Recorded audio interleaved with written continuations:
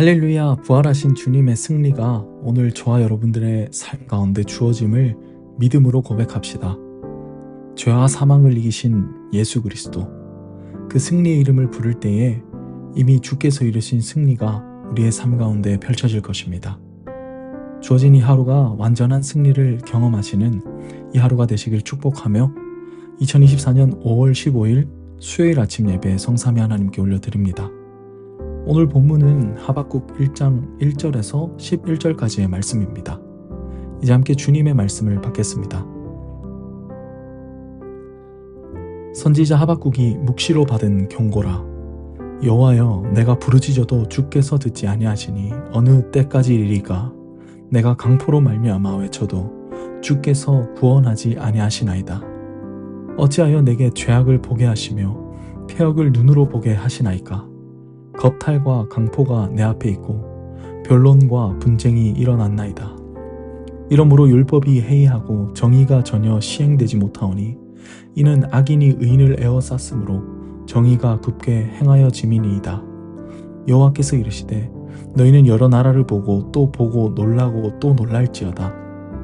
너희가 생전에 내가 한 가지 일을 행할 것이라 누가 너희에게 말할지라도 너희가 믿지 아니하리라.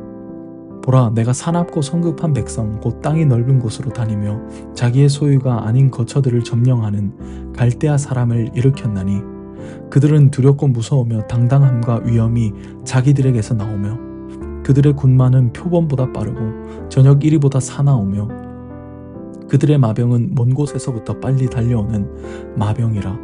마치 먹이를 움키려 하는 독수리의 나름과 같으니라. 그들은 다 강포를 행하러 오는데 앞을 향하여 나아가며 사람을 사로잡아 모으기를 모래같이 많이 할 것이요. 왕들은 멸시하며 방백을 조소하며 모든 견고한 성들을 비웃고 흉벽을 쌓아 그것을 점령할 것이라. 그들은 자기들의 힘을 자기들의 신으로 삼는 자들이니라. 이에 바람같이 급히 지나치게 행하여 범죄하리라. 아멘. 이것은 하나님의 말씀입니다. 오늘부터 하박국서가 시작되었습니다. 하박국서는 성경에서 소선지서로 분류하며 그 연대는 바벨론이 강성해지는 시점인 BC 609년부터 589년 사이로 보고 있습니다. 왜냐하면 본서에 기록된 갈대아 사람이 일어난다는 구절을 바탕으로 신바벨론 제국이 모든 패권을 장악하는 시대임을 유추할 수 있기 때문입니다. 중요한 것은 이 신바벨론 제국이 강대국으로 급부상하는 이 시점에 남유다 왕이었던 요시야 왕이 무기또 전투에서 죽음을 당하였습니다. 이것이 당시 남유다에게 큰 슬픔과 애통으로 다가왔던 것입니다. 왜 그런 것이냐면 이것은 단순히 유다 백성들에게 자신들의 왕이 죽었다는 그 상실감과 슬픔의 문제가 아니라 왜 하나님께서 세우신 왕이 악인들에게 죽임을 당해야 하는지, 왜 악인들의 득세 가운데서도 하나님은 왜 침묵하시는지에 대한 유다 백성들의 절규와 통곡이었던 것입니다. 오늘부터 우리가 읽게 되는 하박국서는 이러한 배경에서 시작됩니다. 남유다의 부흥을 이끌었던 요시야 왕이 죽임을 당한 후 너무나 비참하고 안타깝게 악해져 버린 남유다를 바라보면서 이러한 일들의 장본인과 같은 바벨론과 죄악으로 물든 남유다 백성들을 왜 심판하시지 않는지를 하박국은 하나님께 질문하는 방식으로 이야기하고 있습니다.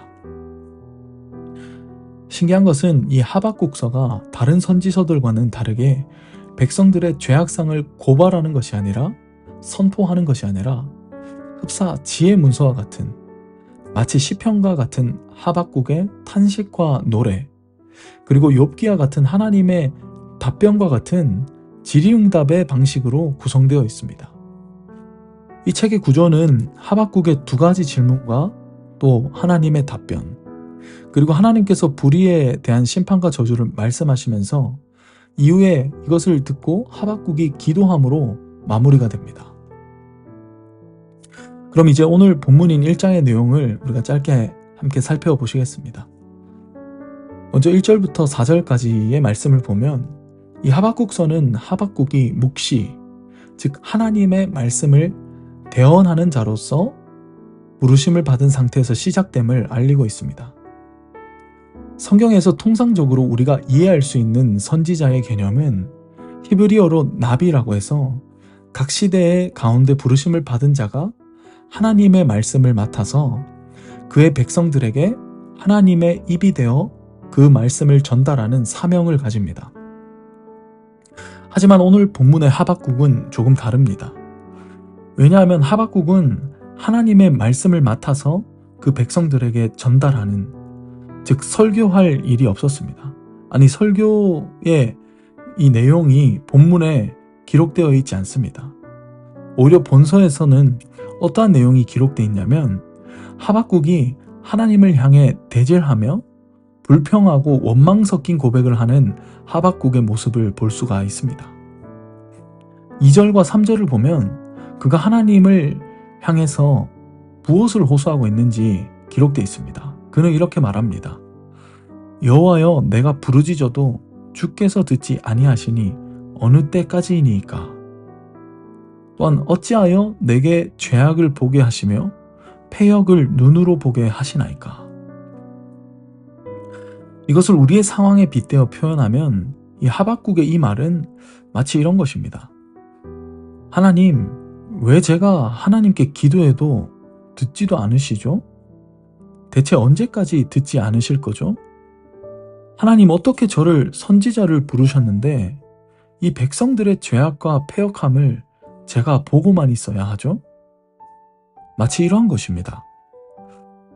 혹자는 이 하박국의 이러한 모습을 보면서 어떤 이들은 하박국을 회의주의자로 보기도 하고 의심이 많은 믿음이 없는 자로 평가하기도 합니다. 물론 하박국의 심정은 이해를 합니다. 그는 분명히 선지자로 부르심을 받았고 하나님의 입이 되어서 그 말씀을 대언하여 선포하여야 했었습니다. 하지만 성경은 그렇게 기록되지 않았다는 것이죠. 중요한 것은 왜 하박국서는 이러한 질의응답의 선지서로 기록되었는지입니다. 저도 다시 이 하박국서를 바라보면서 하박국의 심정을 다시 한번 헤아려 봤습니다. 당시 요시야의 죽음으로 인한 엄청난 상실감과 회의감과 무기력에 빠진 남유다 백성들에게 당장 하나님의 능력과 구원을 선포하고 싶었을 것입니다. 하지만 하나님의 응답은 무엇이었습니까? 바로 침묵이었습니다. 저는 여기서 믿음의 중요한 원리를 깨닫게 됩니다. 무엇이냐면 하나님께서 그의 백성을 다루시는 방법은 우리의 체질과 상황을 송두리째 변화시키는 방법이라는 것입니다. 성경에 기록되어 있지는 않지만 많은 학자들이 하박국이 어떠한 자였는지를 말할 때 그는 레위지파의 후손으로서 성전에서 봉사하던 자, 혹은 그의 탄식을 담은 시적 표현에 근거해서 예배와 매우 밀접한 관련을 가진 자로 본다는 것입니다. 그러니 앞서 예배를 담당하고 그 누구보다도 엄청난 하나님의 거룩과 임재를 중요시했을 하박국의 입장에서 이 남유다의 죄악을 바라본다는 것은 엄청난 치욕과 거북함을 느꼈다는 것입니다. 그렇다면 하박국에게 하나님이 침묵하신 이유는 과연 무엇일까요? 그것은 바로 하박국이 이러한 시대가 갖고 있는 죄악상을 뼈저리게 겪고 하나님의 마음을 하나님은 알기를 원하셨으며 이 침묵이라는 시간을 통해 남유다뿐만 아니라 그의 입을 대언하는 하박국에게도 뜻을 알려주시기 위함이었습니다. 그러니 하박국에게 임하셨던 하나님의 침묵이라는 것은 오늘날 우리에게도 고통과 인내의 시간만은 아닌 것이죠. 오늘 우리가 하나님의 침묵 속에서 경험할 수 있는 믿음의 원리는 무엇입니까?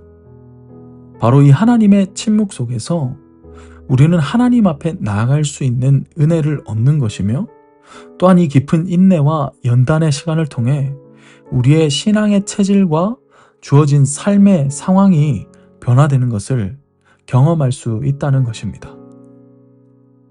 선지자로서 부름받은 하박국의 그 열정과 패기를 하나님이 모르시지 않았을 것입니다.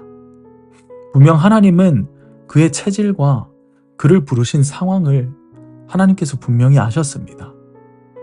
하지만 하나님이 침묵하신 것에는 분명한 이유와 목적이 있었습니다. 우리는 이것을 받아들이는 신앙이 있어야 합니다. 내가 기도하는 것만 응답해 달라는 간구에서 하나님의 뜻과 마음을 헤아리며 그분의 임재 앞에 머무는 간구는 분명히 다른 것입니다. 하나님은 우리의 신앙의 체질을 바꾸시기를 원하십니다. 그리고 그 방법은 하박국과 같이 침묵으로 또한 질의응답과 같은 깊은 교제 가운데 일어나는 것입니다. 저는 이 하박국을 통한 믿음의 중요한 원리를 저와 여러분들이 깨닫고 하나님의 깊음 가운데 나아가시기를 예수의 이름으로 축원드립니다. 이제 말씀을 정리합니다. 하나님은 하박국을 부르셨지만 그의 입을 통해 말씀을 그 시대 가운데 대언하지 않고 너무나도 다른 방법인 하나님과 독대하며 질의응답을 하는 방식으로 그를 사용하셨습니다. 때로는 나에게 맞지 않는 방법인 것 같이 느껴질 수가 있습니다. 때로는 다른 사람과는 다른 일들이 왜 나에게만 일어나는지 생각하기도 합니다. 하지만 하나님의 부르심은 결코 후회하심이 없는 것입니다. 하나님의 후회 없는 부르심 가운데 우리 각 사람 모두가 서로 다른 나에게만 허락하신 고유한 방법으로 하나님은 우리 각 사람을 다루십니다. 이것이 하나님의 신비이며 하나님의 위대하심입니다. 그 하나님의 부르심이 오늘 우리에게도 다양한 모양으로 나타나 있습니다. 우리가 이 모든 것을 믿음으로 받고 주 앞에 머무르는 예배의 삶에 주의 자비와 은혜와 축복이 있는 줄로 믿습니다. 오늘 주어진 이 하루 가운데 하나님의 거룩한 부르심 속에서 나의 것으로만 응답하는 것을 넘어 하나님의 방식대로 하나님께서 나를 다루시는 그 손길에 온전히 나를 드리는 이 하루가 되시기를 축복합니다. 이제 함께 기도하겠습니다. 하나님의 후회 없는 부르심 가운데 우리를 당신의 성품으로 빚어가심을 믿음으로 고백하는 이 하루가 되기를 소망합니다.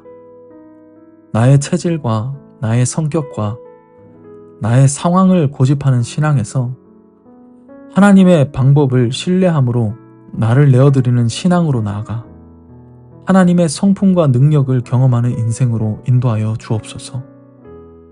감사드리며 예수님의 이름으로 기도합니다. 아멘.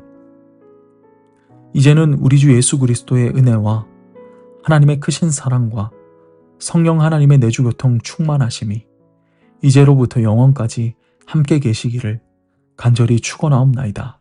아멘.